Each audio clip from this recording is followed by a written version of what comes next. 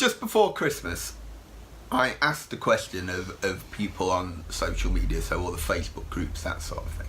And that was, what is the best source of new business for your business? And I got a surprising amount of answers. But 83% of them said word of mouth.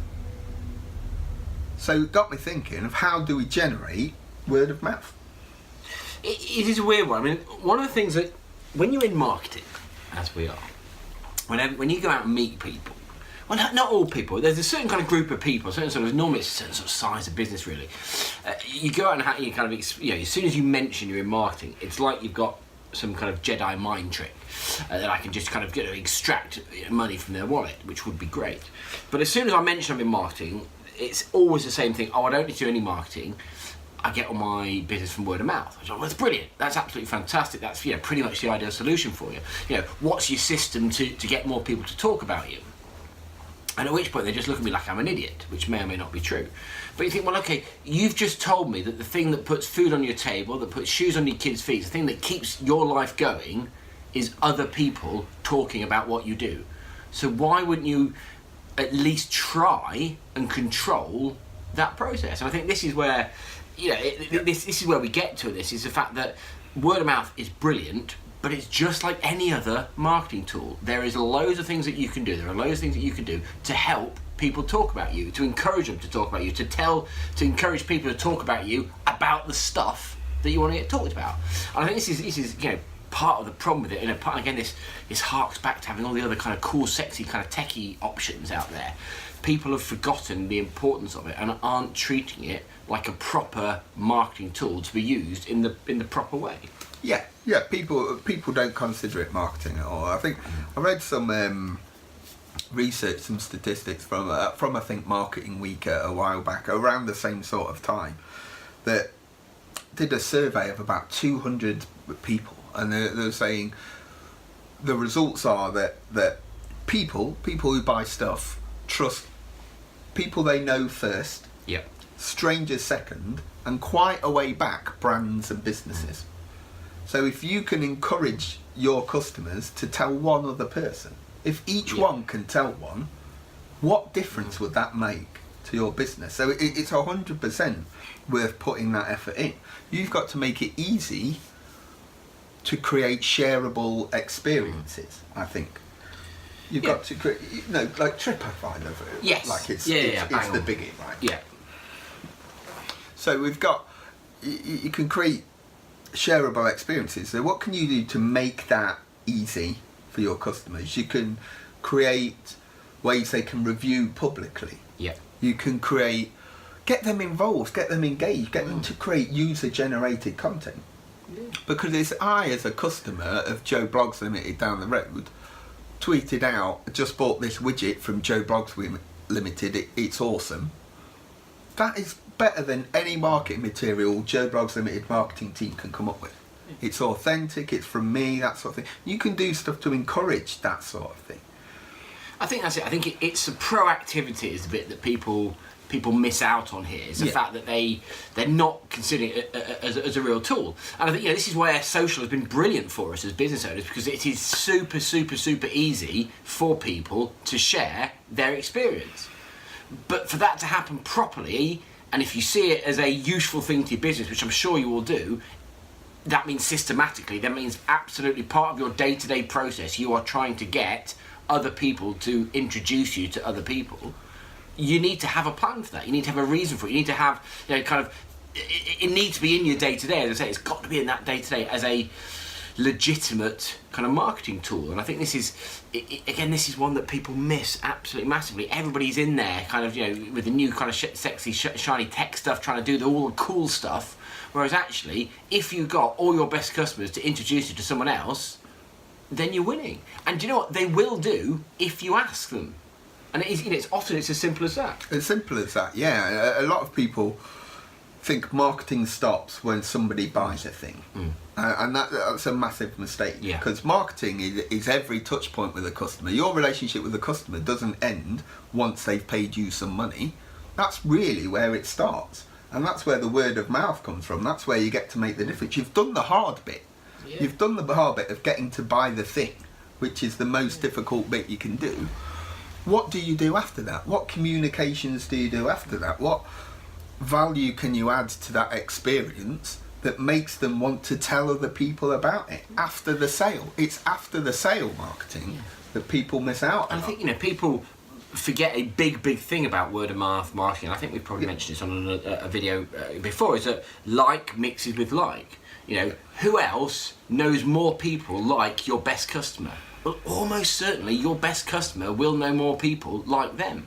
So use them, you know, but don't be too British about it. Don't just kind of, you know, wait for them to say something nice. Encourage them, give them the nudge, remind them, ask them at the point of, like, you know, who do you know? I mean, you know, with me, I tend to ask for introductions, not referrals. I think it's probably a personal thing. I am very British, but I think a referral is almost inherent on some business being done, whereas I can just say, look, can you just introduce me? Like, if you know anyone else that does drop us an intro. That'd be brilliant. You know what I do. You know how I do it. I'm not going to kind of, you know, spam them. But if there's people you think I can help, well, look, let's have a little introduction. And I think, you know, the big bit for me in all this, it has to be treated as a proper, legitimate thing, which has proper steps and proper actions behind it. Yeah, I think that's very much the same sort of thing. We're not Americans, and people don't like asking people for direct for business or direct referral. It's not built into a lot of people. But you can ask one more question, right? You can always ask one more question. Do you know anyone else who has the same problem you had? Yeah.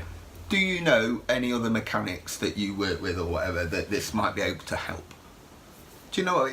The good ways round of asking for a referral without the pressure. Yeah. Really, without putting the pressure on people to do your job for you. Like Paul said, you can have, you know, there might be a digital asset like a video or a piece of content that you go, look, if you know anybody else or come across anybody else with this problem, share them this, will you? Because it's useful for people. It's just helped you. Point them in my direction. Let's go. I'll buy them a coffee or a beer or whatever. And I think a lot of this, it's about control. And I'm sure someone infinitely smarter than me said, control the controllables, or I don't know. Yeah. Maybe I've made it up. I don't know. But actually, if, like that 83% of people, that is the most useful, most likely way of you getting more new business in, do it. But do it seriously. Do it, you know, it's a bit like people, you know, running a Facebook ad that makes them, you know, £1,000 on a £10 spend, and then never doing it again. You think, well, you just try and do it again. You try to, you know, you try and work it into your mix. And actually, the amount of people business owners that have specific time in their day, in their week to, quote, generate word of mouth is probably zero.